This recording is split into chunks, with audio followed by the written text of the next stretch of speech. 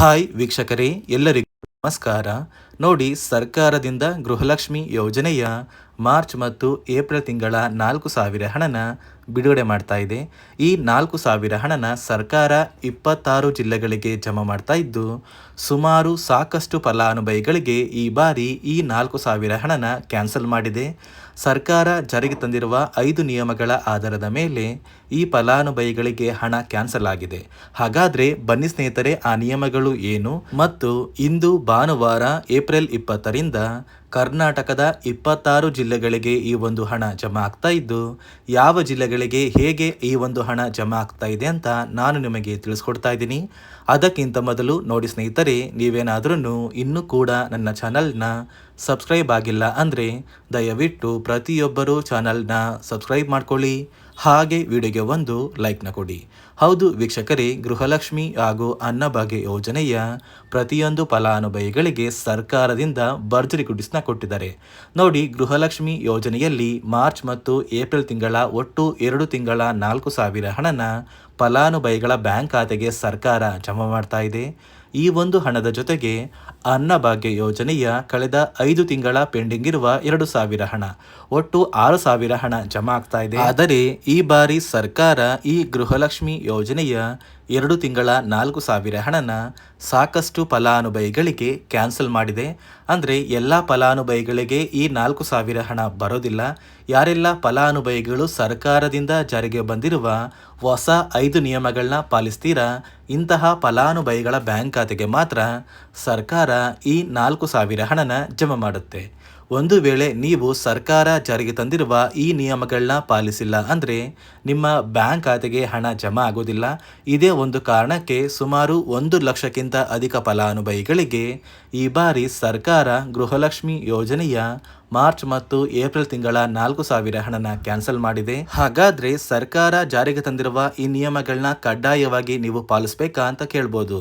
ಹೌದು ವೀಕ್ಷಕರೇ, ಸರ್ಕಾರ ಜಾರಿಗೆ ತಂದಿರುವ ಈ ನಿಯಮಗಳನ್ನ ನೀವು ಪಾಲಿಸಿಲ್ಲ ಅಂದರೆ ನಿಮ್ಮ ಬ್ಯಾಂಕ್ ಖಾತೆಗೆ ಇನ್ನು ಮುಂದೆ ಸರ್ಕಾರದಿಂದ ಬರುವಂತಹ ಯಾವುದೇ ರೀತಿಯ ಸೌಲಭ್ಯಗಳು ಸಿಗೋದಿಲ್ಲ.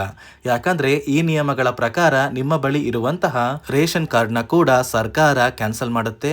ಹಾಗಾದ್ರೆ ಬನ್ನಿ ಸ್ನೇಹಿತರೆ, ಸರ್ಕಾರ ಜಾರಿಗೆ ತಂದಿರುವ ಆ ನಿಯಮಗಳು ಏನು ಅಂತ ಕೂಡ ನಾನು ನಿಮಗೆ ತಿಳಿಸ್ಕೊಡ್ತಾ ಇದ್ದೀನಿ. ಅದಕ್ಕಿಂತ ಮೊದಲು ಇಂದು ಭಾನುವಾರ ಏಪ್ರಿಲ್ 20ರಿಂದ ಕರ್ನಾಟಕದ ಯಾವ 26 ಜಿಲ್ಲೆಗಳಿಗೆ ಸರ್ಕಾರ ಗೃಹಲಕ್ಷ್ಮಿ ಯೋಜನೆಯ 2 ತಿಂಗಳ 4,000 ಹಣ ಹಾಗೂ ಅನ್ನಭಾಗ್ಯ ಯೋಜನೆಯ 5 ತಿಂಗಳ 2,000 ಹಣನ ಜಮಾ ಮಾಡ್ತಾ ಇದೆ ಅಂದರೆ, ಮೊದಲಿಗೆ ಬಾಗಲಕೋಟೆ, ಬೆಂಗಳೂರು ನಗರ, ಬೆಂಗಳೂರು ಗ್ರಾಮಾಂತರ, ಬೆಳಗಾವಿ, ಬಳ್ಳಾರಿ, ಬೀದರ್, ವಿಜಯನಗರ, ಚಾಮರಾಜನಗರ, ಚಿಕ್ಕಬಳ್ಳಾಪುರ, ಚಿಕ್ಕಮಗಳೂರು, ಚಿತ್ರದುರ್ಗ, ದಕ್ಷಿಣ ಕನ್ನಡ, ದಾವಣಗೆರೆ, ಧಾರವಾಡ, ಗದಗ, ಕಲಬುರಗಿ, ಹಾಸನ, ಹಾವೇರಿ, ಕೊಡಗು, ಕೋಲಾರ, ಕೊಪ್ಪಳ, ಮಂಡ್ಯ, ಮೈಸೂರು, ರಾಯಚೂರು, ಯಾದಗಿರಿ, ವಿಜಯನಗರ, ಶಿವಮೊಗ್ಗ, ತುಮಕೂರು, ಉಡುಪಿ, ಉತ್ತರ ಕನ್ನಡ ಮತ್ತು ಬಿಜಾಪುರ ಈ 26 ಜಿಲ್ಲೆಗಳ ಪ್ರತಿಯೊಂದು ಫಲಾನುಭವಿಗಳಿಗೆ ಸರ್ಕಾರ ಗೃಹಲಕ್ಷ್ಮಿ ಹಾಗೂ ಅನ್ನಭಾಗ್ಯ ಯೋಜನೆಯ 6,000 ಹಣನ ಜಮಾ ಮಾಡ್ತಾ ಇದೆ. ಗೃಹಲಕ್ಷ್ಮಿ ಯೋಜನೆಯ ಪ್ರತಿಯೊಂದು ಫಲಾನುಭವಿಗಳಿಗೆ ಮಾರ್ಚ್ ಹಾಗೂ ಏಪ್ರಿಲ್ ತಿಂಗಳ 4,000 ಹಣ ಜಮಾ ಆಗ್ತಾ ಇದ್ದು, ಪ್ರತಿಯೊಬ್ಬರು ಈ ಏಪ್ರಿಲ್ ತಿಂಗಳು ಮುಗಿಯುವಷ್ಟರಲ್ಲಿ ನಿಮ್ಮ ಬ್ಯಾಂಕ್ ಖಾತೆಗೆ ಈ 2 ತಿಂಗಳ 4,000 ಹಣನ ಪಡ್ಕೋತೀರಾ ಮತ್ತು ಅನ್ನಭಾಗ್ಯ ಯೋಜನೆಯ 5 ತಿಂಗಳ 2,000 ಹಣ ಕೂಡ ನಿಮ್ಮ ಬ್ಯಾಂಕ್ ಖಾತೆಗೆ ಸರ್ಕಾರ ಜಮಾ ಮಾಡುತ್ತೆ. ನೋಡಿ ಸ್ನೇಹಿತರೆ, ಈ ಬಾರಿ ಸುಮಾರು 1 ಲಕ್ಷಕ್ಕಿಂತ ಅಧಿಕ ಫಲಾನುಭವಿಗಳ ಬ್ಯಾಂಕ್ ಖಾತೆಗೆ ಸರ್ಕಾರ ಗೃಹಲಕ್ಷ್ಮಿ ಯೋಜನೆಯ ಹಣನ ಜಮಾ ಮಾಡ್ತಾ ಇಲ್ಲ.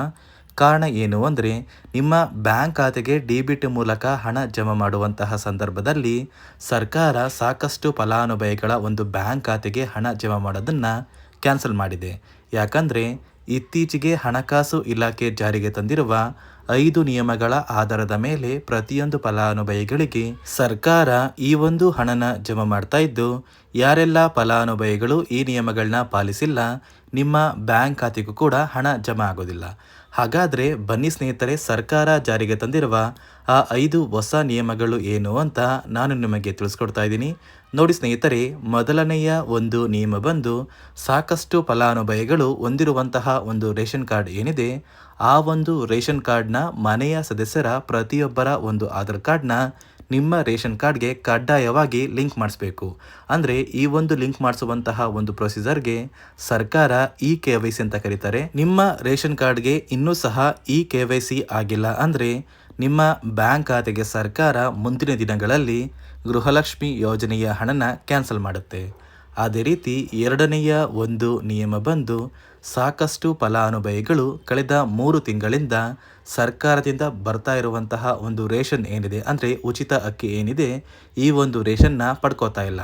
ಒಂದು ವೇಳೆ ಕಳೆದ 3 ತಿಂಗಳಿಂದ ನೀವು ರೇಷನ್ನ ಪಡ್ಕೊಂಡಿಲ್ಲ ಅಂದರೆ ಸರ್ಕಾರ ನಿಮ್ಮ ಬಳಿ ಇರುವಂತಹ ಒಂದು ರೇಷನ್ ಕಾರ್ಡ್ನ ಕ್ಯಾನ್ಸಲ್ ಮಾಡುತ್ತೆ. ನಿಮ್ಮ ರೇಷನ್ ಕಾರ್ಡ್ನ ಸರ್ಕಾರ ಕ್ಯಾನ್ಸಲ್ ಮಾಡಿದರೆ ನಿಮ್ಮ ಬ್ಯಾಂಕ್ ಖಾತೆಗೆ ಗೃಹಲಕ್ಷ್ಮಿ ಯೋಜನೆಯ ಹಣ ಇರ್ಬೋದು ಮತ್ತು ಸರ್ಕಾರದಿಂದ ಬರುವಂತಹ ಒಂದು ಸೌಲಭ್ಯಗಳನ್ನ ನೀವು ಕಳ್ಕೋಬೇಕಾಗುತ್ತೆ. ಅದೇ ರೀತಿ ಮೂರನೆಯ ಒಂದು ನಿಯಮ ಬಂದು, ನೋಡಿ ಸ್ನೇಹಿತರೆ, ನಿಮ್ಮ ಬಳಿ ಇರುವಂತಹ ಒಂದು ಆಧಾರ್ ಕಾರ್ಡ್ ಏನಿದೆ, ಆ ಒಂದು ಆಧಾರ್ ಕಾರ್ಡ್ನ ಕಳೆದ 15 ವರ್ಷಗಳಲ್ಲಿ ನೀವು ಯಾವುದೇ ರೀತಿಯ ಒಂದು ತಿದ್ದುಪಡಿನ ಮಾಡಿಸಿಲ್ಲ ಅಂದರೆ ನಿಮ್ಮ ಬ್ಯಾಂಕ್ ಖಾತೆಗೆ ಸರ್ಕಾರ ಗೃಹಲಕ್ಷ್ಮಿ ಯೋಜನೆಯ ಹಣನ ಕ್ಯಾನ್ಸಲ್ ಮಾಡುತ್ತೆ.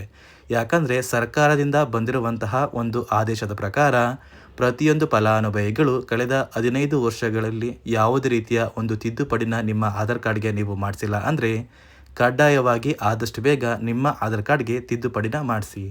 ಅದೇ ರೀತಿ ನಾಲ್ಕನೆಯ ಒಂದು ನಿಯಮ ಬಂದು, ನಿಮ್ಮ ಕುಟುಂಬದ ಒಂದು ವಾರ್ಷಿಕ ಆದಾಯ 7 ಲಕ್ಷಕ್ಕಿಂತ ಕಡಿಮೆ ಇರಬೇಕು.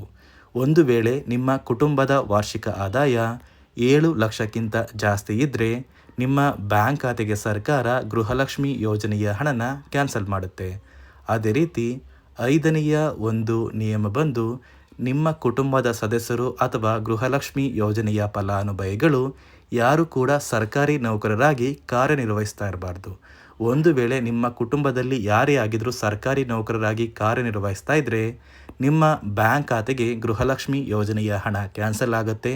ಈ 5 ನಿಯಮಗಳ ಆಧಾರದ ಮೇಲೆ ಪ್ರತಿಯೊಂದು ಫಲಾನುಭವಿಗಳಿಗೆ ಸರ್ಕಾರ ಹಣ ಜಮಾ ಮಾಡ್ತಾ ಇದೆ. ಒಂದು ವೇಳೆ ನೀವು ಈ 5 ನಿಯಮಗಳನ್ನ ಪಾಲಿಸಿಲ್ಲ ಅಂದರೆ ನೀವು ಕೂಡ ಗೃಹಲಕ್ಷ್ಮಿ ಯೋಜನೆಯ ಹಣದಿಂದ ವಂಚಿತರಾಗಬೇಕಾಗುತ್ತೆ. ನೋಡಿ ಸ್ನೇಹಿತರೆ, ಇಂದು ಭಾನುವಾರ ನಿಮ್ಮ ಬ್ಯಾಂಕ್ ಖಾತೆಗೆ ಹಣ ಜಮಾ ಆಗಿಲ್ಲ ಅಂದರೂ ಕೂಡ ನಾಳೆ ಸೋಮವಾರದಿಂದ ಅಂದರೆ ಏಪ್ರಿಲ್ 21ರಿಂದ ಪ್ರತಿಯೊಂದು ಫಲಾನುಭವಿಗಳಿಗೆ ಸರ್ಕಾರ ಈ 6,000 ಹಣನ ಜಮಾ ಮಾಡುತ್ತೆ. ಕೆಲವೇ ದಿನಗಳಲ್ಲಿ ಪ್ರತಿಯೊಂದು ಫಲಾನುಭವಿಗಳು ನಿಮ್ಮ ಬ್ಯಾಂಕ್ ಖಾತೆಗೆ ಸೇರಬೇಕಾಗಿರುವಂತಹ ಗೃಹಲಕ್ಷ್ಮಿ ಹಾಗೂ ಅನ್ನಭಾಗ್ಯ ಯೋಜನೆಯ ಈ ಒಂದು ಹಣನ ಪಡ್ಕೋತೀರಾ ಅಂತ ಹೇಳ್ತಾ, ಇದಿಷ್ಟು ಸರ್ಕಾರದಿಂದ ಪ್ರತಿಯೊಂದು ಫಲಾನುಭವಿಗಳಿಗೆ ಬಂದಿರುವಂತಹ ಒಂದು ಹೊಸ ಮಾಹಿತಿಯಾಗಿದೆ. ನಾನು ಕೊಟ್ಟಿರುವಂತಹ ಮಾಹಿತಿ ನಿಮಗೆ ಇಷ್ಟ ಆಗಿದ್ದಲ್ಲಿ ದಯವಿಟ್ಟು ಪ್ರತಿಯೊಬ್ಬರು ನನ್ನ ಚಾನಲ್ನ ಸಬ್ಸ್ಕ್ರೈಬ್ ಮಾಡ್ಕೊಳ್ಳಿ, ಹಾಗೆ ವಿಡಿಯೋಗೆ ಒಂದು ಲೈಕ್ನ ಕೊಡಿ.